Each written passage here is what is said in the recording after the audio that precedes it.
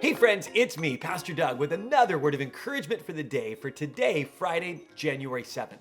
And today's word comes out of 2 Corinthians chapter 12, verses 7 through 10. And in it, we continue to reflect on this beautiful reminder that we've been reflecting on all week, that when we have had enough, God is truly enough. So the Apostle Paul is writing this letter that we call 2 Corinthians. He's writing a letter to a group of Christians living in the ancient city of Corinth. Corinth was a messed up place filled with debauchery and sin and violence. I mean, it was just a vile place. But there were these Christians who were living there, who were trying to follow Jesus. And Paul was writing this letter to encourage them. And he begins to speak vulnerably of his own difficult circumstances, of his own hard situations, of the things that he was facing in his own life. And he says this, he says, I was given a thorn in my flesh, a messenger of Satan to torment me. Now, we don't know exactly what Paul is talking about there. Some assume that Paul is talking about a physical condition, maybe a disease, maybe a sickness. Some have even drawn the conclusion that maybe he was dealing with some eyesight issues because of something he says elsewhere in one of his letters. Others think that maybe there was a relational conflict that Paul was speaking of, that maybe there was this person that was just attacking him constantly and relentlessly. We don't know exactly what Paul is referring to when he calls this thing a thorn in the flesh. He just means that there was something that was bothering him, and apparently bothering him so much that he pleaded with God to deal with this issue. 3 times he says, I pleaded with God, please take this problem away.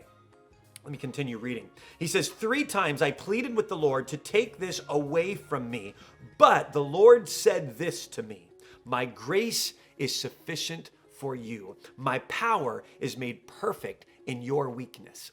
What Paul was beginning to understand, that in his moments of weakness, when he was overwhelmed, when he was experiencing pain or loss, or when he was being attacked, or even if he was facing some sort of physical issue, he was learning that it was in his own weakness that God's power was on full display.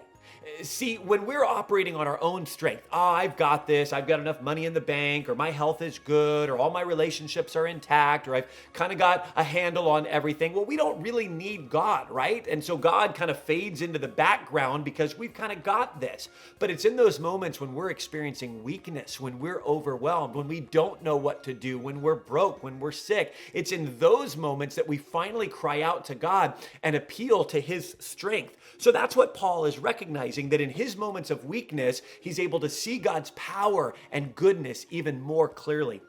He goes on to say this. He says, therefore, I'm going to boast all the more gladly about my weakness so that Christ's power may rest on me. In other words, so that I can more accurately see and understand God's power in my circumstances. He says, that is why, for Christ's sake, I delight in weakness, in insults, in hardship, in persecution, in difficulties. For when I am weak, then I am strong. In other words, he's saying, when I finally come to the end of my own rope, when I finally get to the point where I say, I have had enough, it's in those moments that we finally discover that Christ is truly enough. Friends, be encouraged by that truth today. I hope you have a great rest of your day. Be sure to join us on Sunday for our weekend services. We're going to be celebrating. We're going to be learning. We're going to be kicking off a new series. And so be sure to join us either in person or online. We'll see you there, and then we'll see you next week when we continue these videos. See you then.